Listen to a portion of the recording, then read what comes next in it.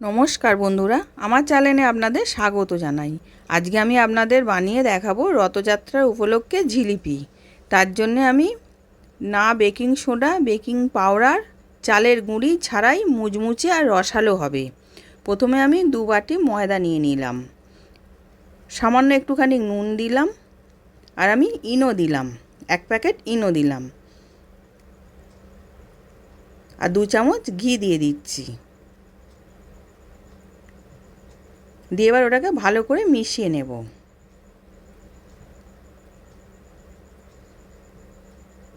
আর এটা বেশিক্ষণ করতেও লাগবে না, 15 মিনিটের মধ্যেই হয়ে যাবে। আপনারা একবার বাড়িতে বানিয়ে খেয়ে দেখবেন। এবার আমি ওই মধ্যে জল দিয়ে দিলাম, দিয়ে একটা ব্যাটার তৈরি করে নিচ্ছি।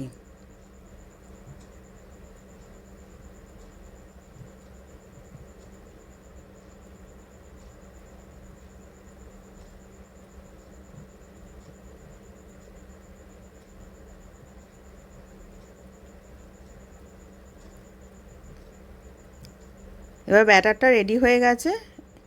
এরকম পাতলা করেছি, খুব পাতলাও নয় খুব ঘনও নয়, এরকম করে নিয়েছি। এবার আমি করে চাপা দিয়ে রেখে দিচ্ছি যতক্ষণ রসটা করতে সময় লাগবে। এবার আমি 1 বাটি চিনি দিলাম, আর ওর মধ্যে 1/2 বাটি জল দিচ্ছি।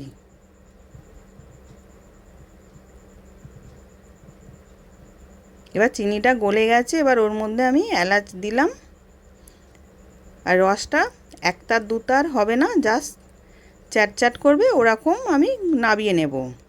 এবার ওর মধ্যে আমি অরেঞ্জ ফুড কালার দিলাম 3 ফোঁটা, দিয়ে ওটাকে ভালো করে মিশিয়ে নিচ্ছি। নিয়ে এবার রসটাকে আমি নাবিয়ে রেখে দেব। এবার আমি একটা এরকম ছোট বোতল নিয়েছি, এবার ছিপিটাকে ফুটো করে নিচ্ছি।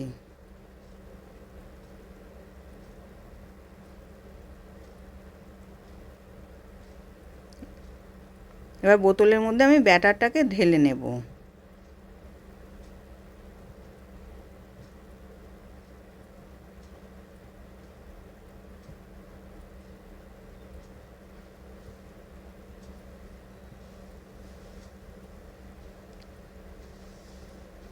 দিয়ে এবার কড়াতে তেলটা গরম করতে দিয়েছিলাম। এবার আমি জিলিপির শেপ দিয়ে দিচ্ছি।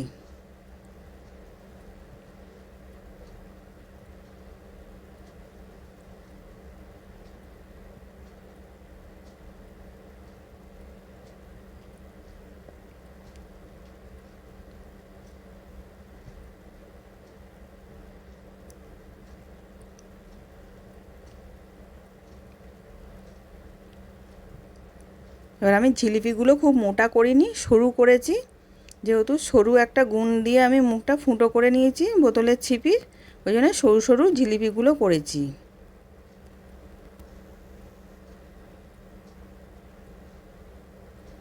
এবার উল্টে পাল্টে ভেজে তুলে নেব। এবার ভাজা হয়ে গেছে, আমি তুলে একদম রসের মধ্যে দিয়ে দেব। এবার রসটার মধ্যে দিয়ে দিলাম। এরকম করে আমি ভেজে সব রসে ডুবিয়ে দেব। এবার রেডি হয়ে গেছে, আমি নাবিয়ে নিচ্ছি। দেখুন কতটা খাস্তা হয়েছে, আর রসও ঢুকেছে ভেতরে, কত সুন্দর।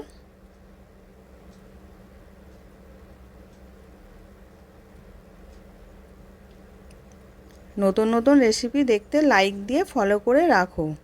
আশা করছি ভিডিওটা ভালো লেগেছে। আমি হাজির হব আর এক নতুন রেসিপির সাথে।